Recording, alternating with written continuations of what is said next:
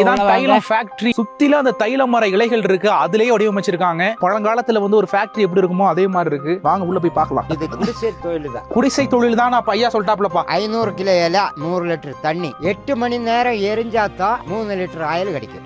டிராப்பா வந்து இறங்கும். 8 மணி நேரம் எரிக்கிறதுக்கு விறகு இல்ல, நாங்க ஆயில் காய்ச்சின வேஸ்ட் இலையே காய வச்சு அதைத்தான் எரிக்கிறோம். விறகெல்லாம் போட்டு கட்டுப்படியாக. இது வந்து இப்போ 8 மணி நேரம் எரியணும். அந்த அளவுக்கு ஹீட் ஆகுனாதான் ஒரு 3 லிட்டர் ஒரு ஆயில் நம்மளுக்கு கிடைக்கும்.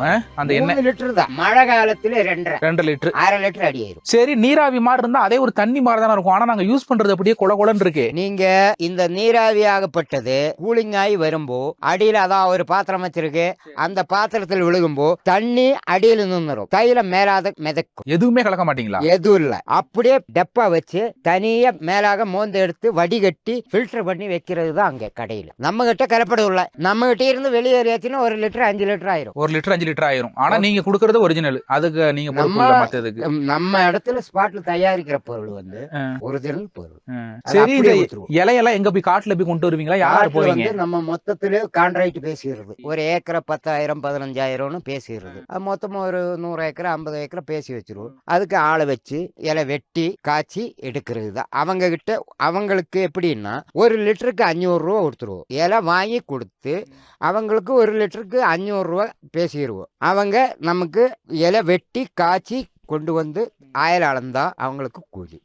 எப்படி பச்சை இலையை விற்பாங்களா? எங்க சைடுல தான் ஆரஸ்வதி மரம் தானே இது. உங்க ஏரியாவில் உள்ள மரத்துல கீழே வந்துட்டு ஆயில் வராது. ஏன்? இந்த கிளைமேட்டுக்கு தான் மட்டும்தான் வரும். ஆனா அங்க வந்து கீழே வந்து நாட்டுல வந்து வாசம் இருக்கும், ஆனா ஆயில் வராது. எங்க சைடு நாங்க அந்த ஆரஸ்வதி மரம் சொல்றோம்ல, அதை வந்து அங்கேயே நாங்க எரிச்சோம்னா இது மாதிரி நாங்க எடுக்க முடியாதா?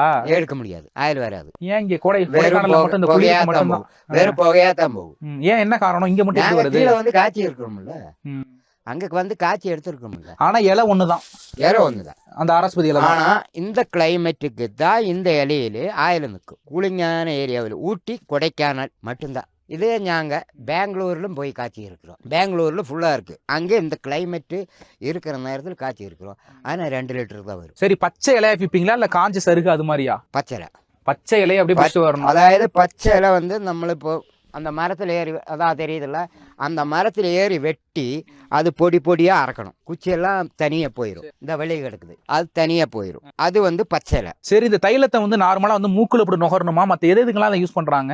இது வந்து தலைவலி, உடம்பு சம்பந்தப்பட்ட மனிதன் நரம்பில் இருக்கிற எல்லா நோய்க்கும் இது உபயோகப்படுத்தணும். இப்போ இந்த காய்ச்சல் 500 கிலோ இலையும் வந்து அப்படியே உள்ள தண்ணியில கிடக்கும். அதை காய வச்சு அதே பஸ்ட் அடுத்து எரிக்க ஆரம்பிச்சிடுறீங்களா? இல்ல, ஆயில் எடுத்து வேஸ்ட்டை தள்ளிடுவோம். அதை காய வச்சு இந்த வேலையில் வச்சிருக்குல்ல, இதை வந்து புகையை அடிக்க அதை காஞ்சிரும். அதை எடுத்து தான் எரிக்க யூஸ் பண்றோம்.